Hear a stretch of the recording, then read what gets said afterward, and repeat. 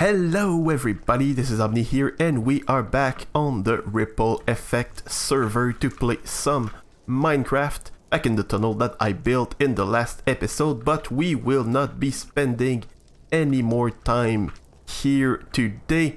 We have other plans that are gonna be happening right here on Ripple Island, our games area. So I have not built many games so far this season, and that's a big problem that needs to be addressed. So I claimed this area and I'm gonna clear it out right now, and then I can bring you back to show you what the game itself is gonna be. And the area is now ready. I can finally build my game in here. You might recognize that kind of pattern on the floor here. This is going to be a maze. That's kind of how I plan mazes. I make these little dots everywhere in a grid. I link them to make walls. But it's not going to be just a simple regular maze where you just have to walk and find your way through the corridors until you reach the exit. It's going to be over there. There's going to be a bit of a twist. It's a concept that I've already used before. I just made a new layout for it. But yeah, it's a concept that I've used before on the Impulse SV patron server, but I think it was after I'd stopped recording on there, so I think it just never really happened on YouTube, basically. I never showed it, but basically, yeah, there's gonna be the walls, and there's gonna be some iron doors like that the players obviously cannot open whenever they want, so there's gonna be ways to open these doors, so when they open you can go through. That's perfect. It's quite obvious. But if they are closed and you find a way to climb on the walls, there's going to be many ways to climb on the walls. You'll be able to walk across these doors. There's going to be a bit of a roof above that, just to make sure that that players don't jump across the gaps, and that like the doors need to be closed to reach the other side. So yeah, that's kind of the idea behind this whole game. I think it's a fun twist on a maze, so it should be enjoyable, I hope. Problem is, I just broke the doors. I should have kept them. But yeah, these doors, they're pretty white. And the whitest block that I could find was diorite, until I realized that no, there's like a new and improved diorite that really looks good next to these doors, and it is calcite. Problem is, I sold all of my calcite to duds about 2 hours before I got the idea to use it for this maze. So yeah, let's go and gather some more calcite.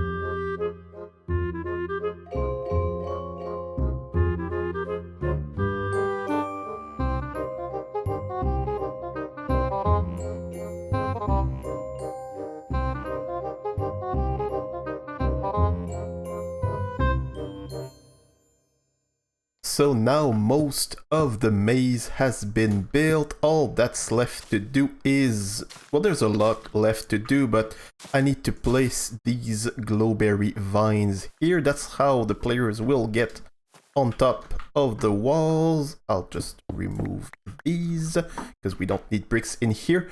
So they are here on moss blocks because they need a non-transparent, a solid block to hang from. You can't hang them from leaves, but otherwise everything on that layer is going to be leaves. As I said, it's going to be just too high, so you can't jump. So you can't jump across here. I can because I'm building it, but players won't be able to. And on top of that, as you can probably see, I got this layer of stone here. So on that layer, there's gonna be moss everywhere. So I'm gonna place a bit more of those things here. These improvised ladders, we could say.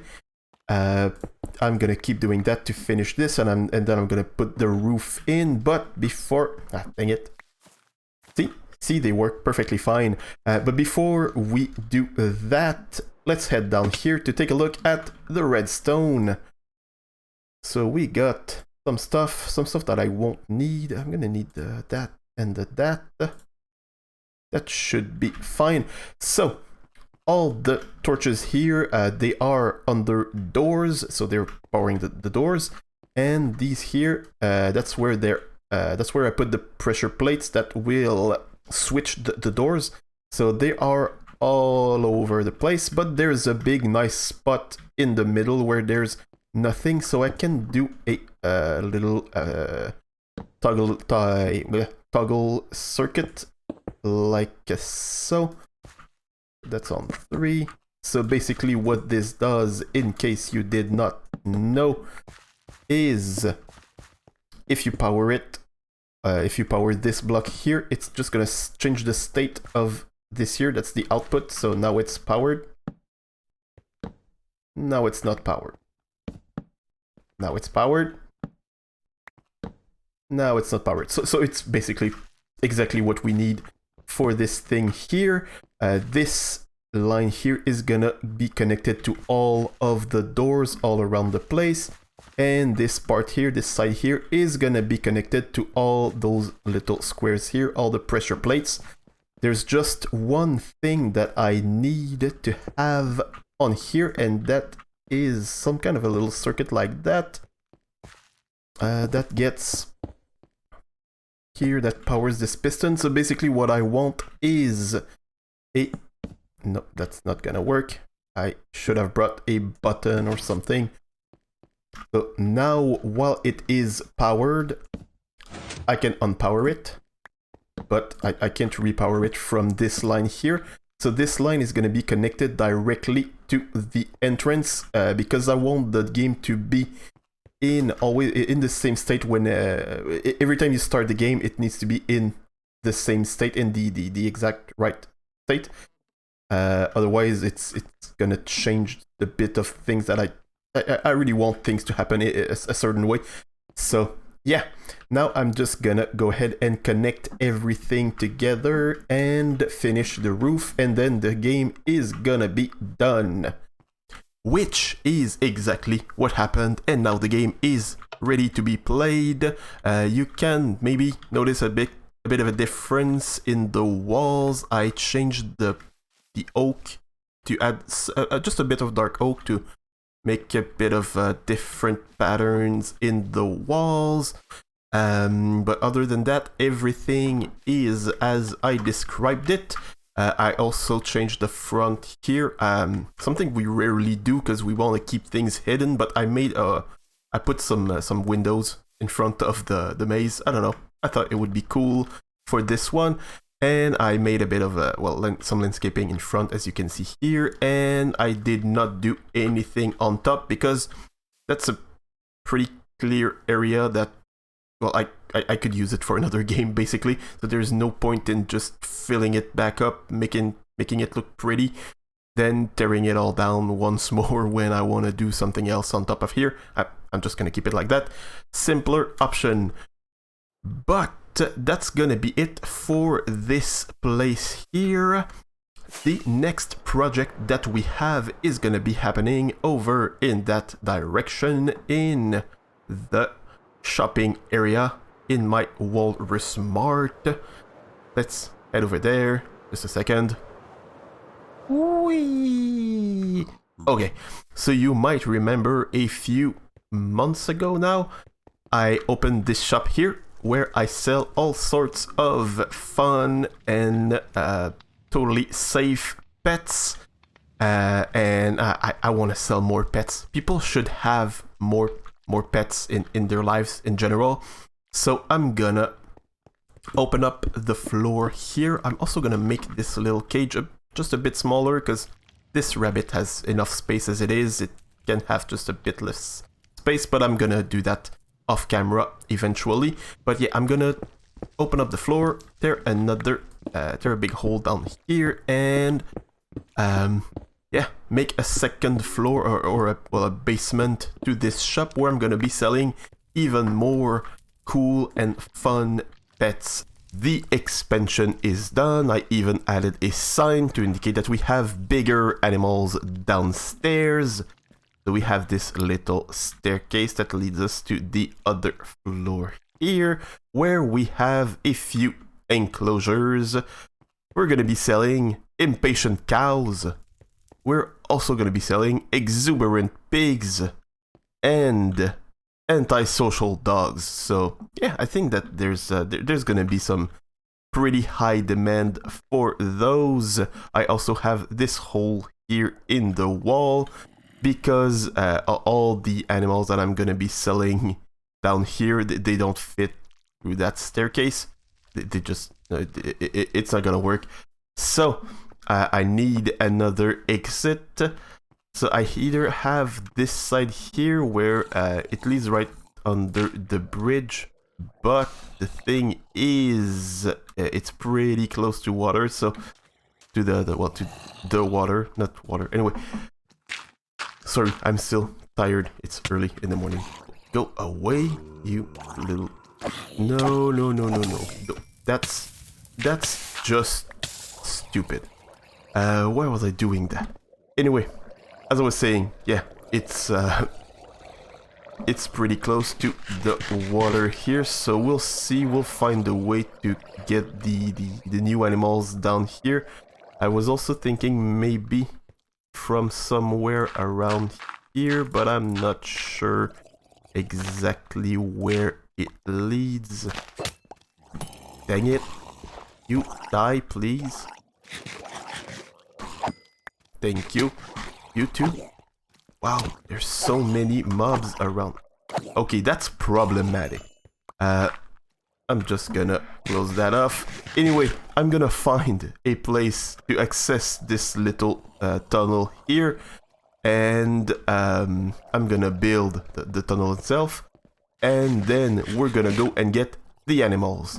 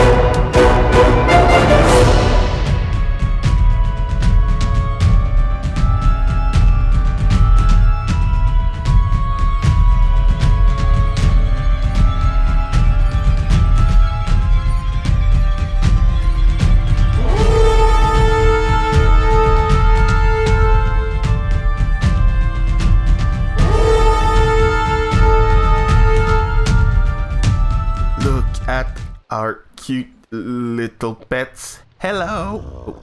Oh, I'm not gonna get too close. They're kind of mean sometimes. But yeah, we got an exuberant pig, an antisocial dog, and an impatient cow. That's amazing. This one took a while to get, mostly because I had to get two because the first one disappeared somehow.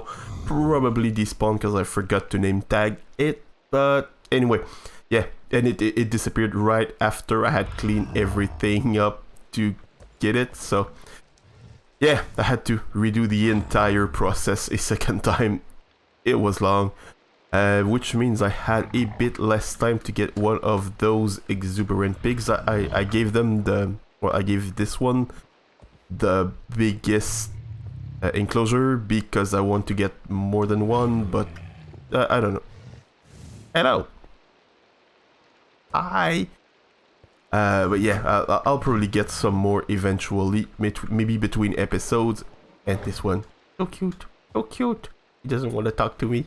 Oh, that's funny. Anyway, yeah, that's it for this area here. I have had some great news from Mr. Para. He is done with all the enclosures that I need in my base. So actually, let's go sleep first.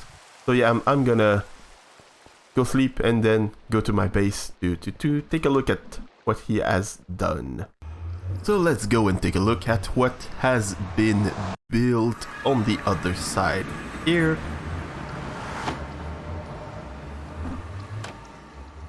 Ooh, that looks cool.